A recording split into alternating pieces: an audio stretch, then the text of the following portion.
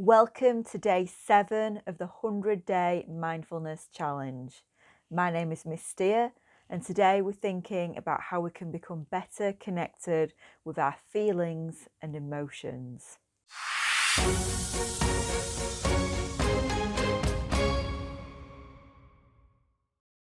Let's get straight into it and go back to Alex, the boy that we looked at yesterday, and let's just remind ourselves of the kind of thoughts that were going through Alex's head. Number 1, I really want ice cream, but there's none in the house. Number 2, I miss my friends. Number 3, I'm bored. Number 4, I'm not allowed to go on my game. Number 5, my cat is mean. Number 6, my friend hasn't messaged me back. Number 7, I'm finding this work really difficult.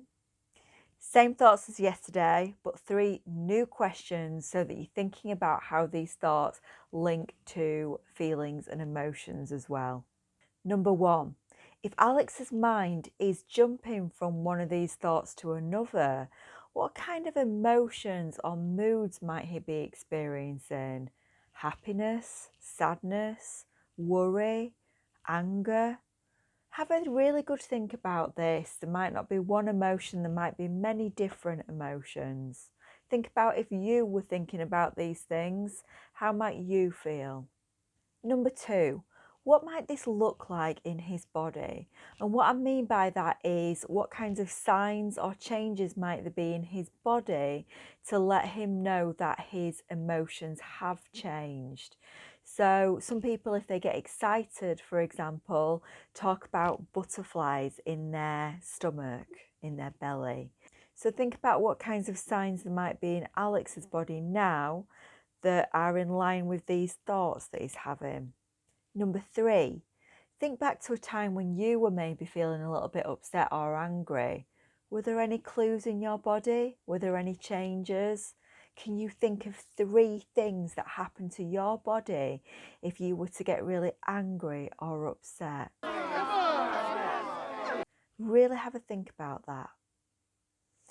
As always, take as much time as you need to discuss, think, or write down answers to these questions.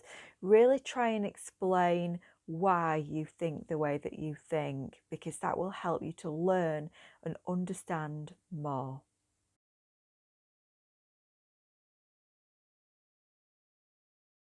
Hopefully you're back now and have had time to really think about these questions and answers. My take on this is that Alex's thoughts today are probably going to leave him feeling maybe a little bit unhappy, maybe a little bit uncomfortable, a little uneasy. I also asked you how Alex might be feeling in his body if he's listening to these thoughts. And I guess everybody's different here, and the feelings might be different depending on the thought that he's focused on. Let's say, for example, he's focused on the fact that he isn't allowed to play his game. Well, maybe that makes him feel quite frustrated, annoyed, upset, even angry. And if you think back to a time when you have felt angry or annoyed or upset in the past, how did it feel in your body? So for me, a couple of things happen. My fists will get a little bit tighter and clench. My neck and back and shoulders get really stiff and quite heavy. My temperature gets warmer. Sometimes I feel my heartbeat racing. It gets louder and faster, and my breath gets a little bit shorter. And there might be other things as well, or sometimes there might be less things depending on how angry or how upset I'm feeling. But those signs in my body are clues that I am getting angry, because I might not necessarily be aware of that if I'm lost in thoughts in my head and I'm not really being very mindful. Why are we talking about? The key point today is that the way our body feels is very closely linked to where our attention is pointed. So if, for example, Alex is thinking about how much he wants an ice cream, but he can't have one as he eats his dinner, he's going to feel some very different things in his body, in contrast to if he was thinking about how lovely his dinner is and how grateful he is that somebody has made that for him. That would result in some very different signs and feelings and changes in his body. Something to ponder. Speaking of how our bodies are feeling, I want to try out a little bit of a new technique today. So I'm going to talk you through a mini body scan, and that's going to help you with judging where you are on the feeling scale. We'll do a mini body scan and then I'll go straight into some breaths. So get yourself nice and comfortable, make sure you're awake and upright but relaxed at the same time. And when you are ready, let your eyes close.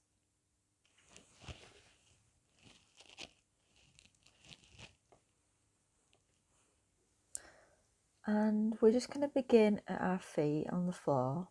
And all I want you to do is scan upwards with your mind from your feet to the top of your head and check in with all the different parts of your body and notice how it's feeling today.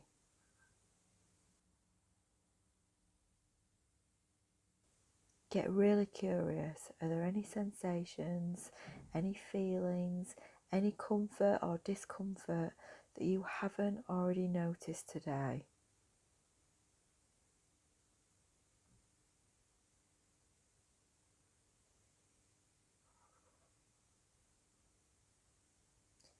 And take a hand and place that on your stomach and breathe in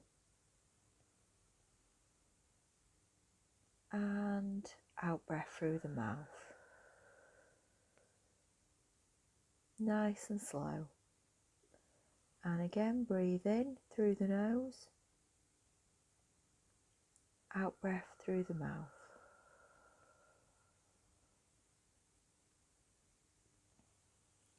And one last time, in breath through the nose and nice deep out breath through the mouth.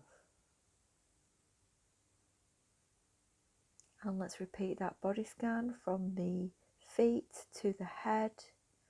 Just check in and see how your body is feeling now.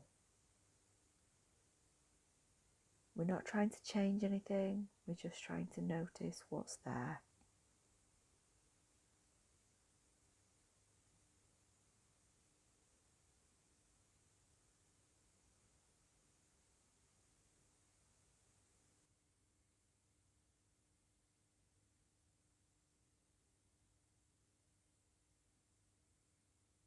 And when you are ready, you can let your eyes open and come back into the room. Did you notice anything? Did anything surprise you when you did the body scan and checked in with your feelings in your body today? For me, I noticed that my shoulders were quite heavy, which isn't something that I had noticed or been aware of before then. I also noticed that my throat felt quite sore and dry, which is telling me that I probably need a drink of water and that I've been prattling on for too long. I hadn't noticed these things though until I just did that. And I think that's a good demonstration of the fact that sometimes we can have all these things, all these signs going on in our body, but we miss them because we're just not paying attention. That's the technique that I want you to practice for our day 7 challenge. Just schedule a time later today when you are going to practice going to your breath in the present moment. The only difference is that when you check in with the feeling scale before and after, just as we did yesterday, I want you to try and do this with your eyes closed by scanning down your body from the top of your head to the tips of your toes. It's not really like we're thinking about how we're feeling. It's more that we're noticing. In the same way that we would turn on a TV and notice what channel was playing, we're taking a step back from ourselves and just getting really curious as to what's happening in our minds and bodies. As always, if you want to get even more out of this, Speak to somebody or jot down some notes based on what happened for you. Get really curious about any changes that you notice, about anything that surprised you. If you're a parent or teacher who'd like to share with us how your kids are getting on with these challenges or with the sessions in general, you can share this using the hashtag Mindful100 at Twitter, Instagram, or Facebook. Just use my details on the screen. Have a great day, and I'll see you tomorrow.